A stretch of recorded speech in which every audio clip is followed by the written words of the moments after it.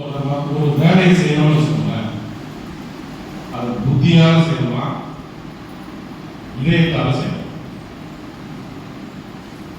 பெரும்பாலும் நம்ம புத்தி யூஸ் பண்ணி செய்யற வேலைகள் அந்த நேரத்துக்கு சக்சஸா இருக்கும், அதுக்கப்புறம் அது வந்து சக்சஸ் இருக்காது.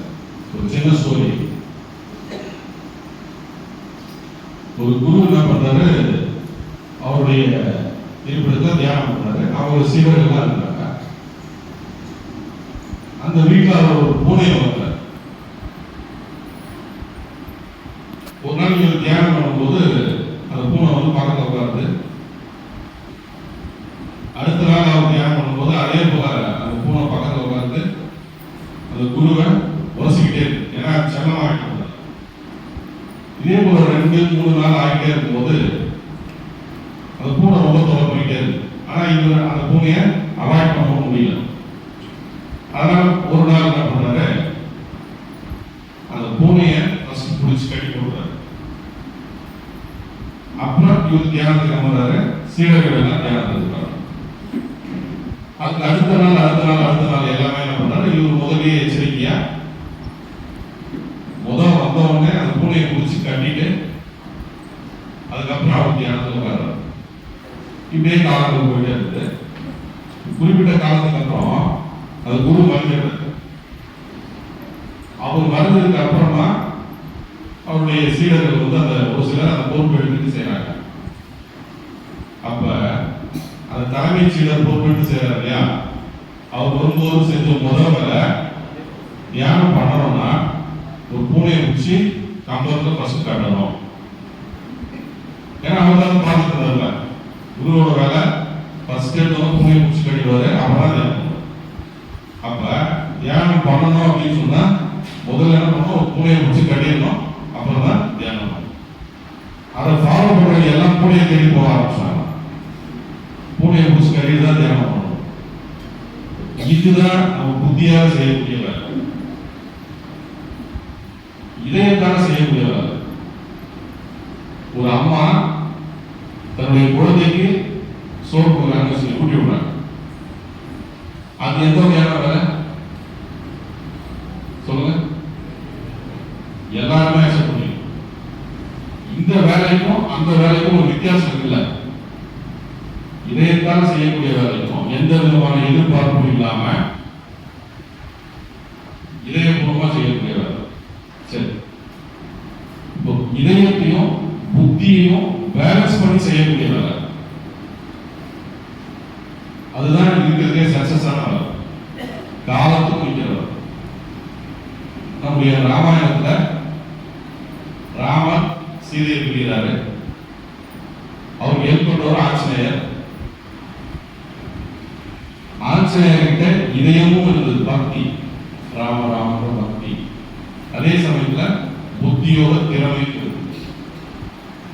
உடல் வலிமையோட. இது ரெண்டும் சேர்ந்ததுடைய விளைவு வெற்றி.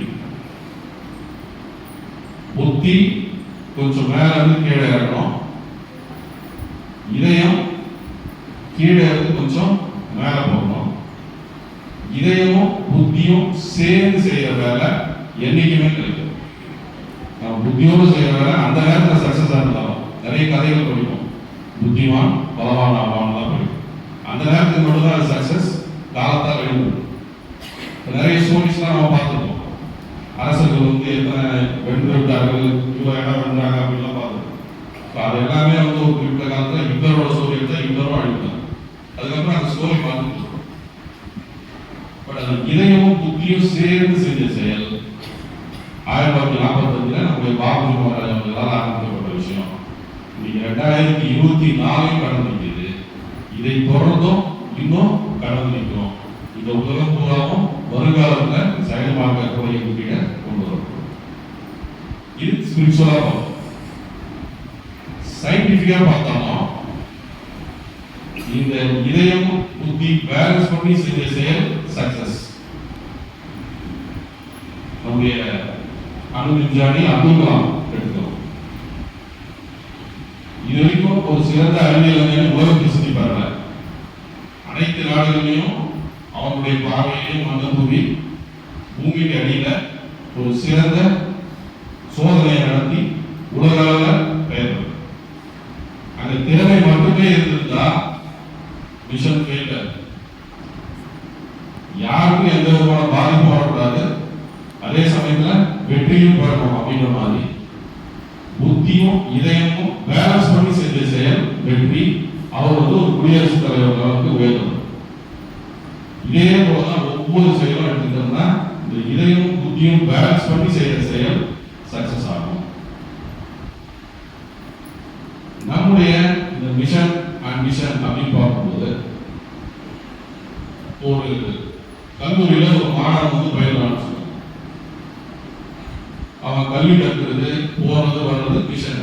அவங்களோட மிஷன் ஒரு பெரிய ஜாப். +2 படிக்கிறவன் மிஷன் பெரிய ஒரு மெடிக்கல் காலேஜ். இந்த மிஷன் விஷன் அடைஞ்சா சக்சஸ். இன்னும் சிம்பிளா புரியணும்னா இப்போ ஒரு காஃபி கம்பெனி இருக்குன்னு சொல்லுங்க. அதனுடைய விஷன் ஸ்டேட்மெண்ட் தினமும் காஃபி எழுதுனா உற்சாகமா இருக்கு. விஷன் ஸ்டேட்மெண்ட் 2034 இந்தியாவுடைய நம்பர் 1 காஃபி கம்பெனியா இருக்கும். இதுதான் இதுக்கான வித்தியாசம். விஷன் ஸ்டேட்மெண்ட் ஒரு டெய்லி யூஸ், விஷன் ஸ்டேட்மெண்ட் ஒரு குறிப்பிட்ட இலக்கு. அதே போல நம்முடைய காந்தி மகாராஜ் ஆரம்பிச்ச இந்த விஷன் ஜானி மகாராஜ் சொல்றது இந்த உலகத்தில் இருக்கக்கூடிய ஒவ்வொரு சாமானியனுக்கும் இந்த உலகத்தில் இருக்கக்கூடிய ஒவ்வொரு சாமானியனுக்கும் ஆன்மீகம் என்ற வகையில் அவன் ஏமாற்றம் அடைவதை தவிர்த்தோம், அதே சமயத்தில் அதற்கான பொருட்செலவை தவிர்த்தோம், உரிய லெவலில் எளிமையாகவும் யூனிவர்சல் அக்செப்டன்ஸ் இந்த விஷயம் ஒவ்வொருத்தருக்கும் சேரணுன்றது அவரோட விஷயம். தாரி மாஸ்டர் சொல்லும்போது பாபுஜி இந்த உலகத்தில் இருக்கக்கூடிய